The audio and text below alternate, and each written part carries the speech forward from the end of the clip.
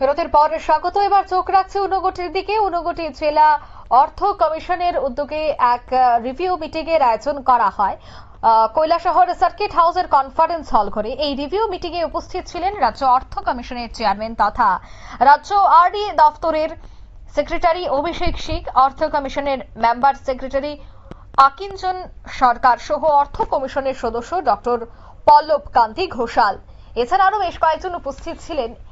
এছাড়া এই review meeting এ স্বাগত বক্তব্য রাখেন ঊনকোটি জেলার জেলাশাসক দিলীপ কুমার চাকমা। রিভিউ মিটিং এ বক্তব্য রাখতে গিয়ে রাজ্যের অর্থ কমিশন এর চেয়ারম্যান তথা আরডি দফতরের সেক্রেটারি অভিষেক সিং জানান যে চলতি বছরের জানুয়ারি মাসে ত্রিপুরা রাজ্যে কেন্দ্রীয় অর্থ কমিশনের আধিকারিকরা এসেছিলেন এবং রাজ্যে এসে রাজ্য অর্থ কমিশনের সাথে বৈঠক করে জানিয়ে দিয়েছিলেন যে কেন্দ্রীয় সরকারের ইনকাম ট্যাক্স, ভ্যাট, জিএসটি সহ আরো বিভিন্ন ধরনের ট্যাক্স কিভাবে রাজ্য সরকার আদায় করবে এবং রাজ্য সরকার তার নিজের ট্যাক্স কিভাবে রাজ্য সরকার আদায় করবে, সমস্তটা বিষয় নিয়ে বিস্তৃত আলোচনা করেন। কি বলছেন তারা, শোনাচ্ছি।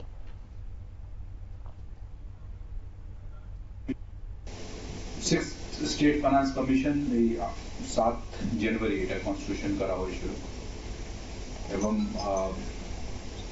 যে স্টেট ফাইন্যান্স কমিশনের যে দায়িত্ব আছে ওটা একটু আমি বলতে যাবো, বিকজ একটু এটা ক্ল্যারিটি হওয়ার দরকার। তো আমরা যে আলোচনা করবো এরপরে তা একটু ফ্রুটফুল হবে, মিনিংফুল হবে। আপনারা কিছুদিন আগে জানুয়ারি মাসের আপনারা মধ্যে কিছুজন সভাধিপতি মহোদয় এবং বাকিজন সেন্ট্রাল যে আমরা বলি ফাইন্যান্স কমিশন ওনারা এসেছিলেন, ওনার সঙ্গে আপনারা দেখাশোনা করেছিলেন। ওখানে আপনারা অনেক আপনাদের দাবি রেখেছিলেন ওখানে।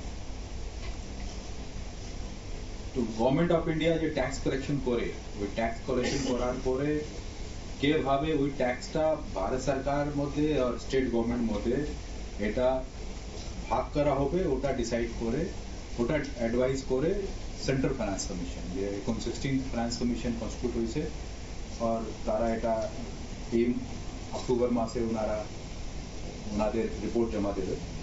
এটা উপরে ডিপেন্ড করবে কি। আপনারা শুনলেন তাদের এই বক্তব্য। জেলা ভিত্তিক অর্থ কমিশনের পর্যালোচনা সভা অনুষ্ঠিত হয়েছে। এই সভায় মূলত আগামী দিনে কিভাবে তারা কাজ করবে এবং আগামী দিনে তাদের কাজের কিভাবে অগ্রগতি, সমস্তটা বিষয় নিয়েই কিন্তু আলোচনা হয়। নিয়ে নিচ্ছে ছোট্ট একটি বিজ্ঞাপন বিরতি, সঙ্গে থাকুন।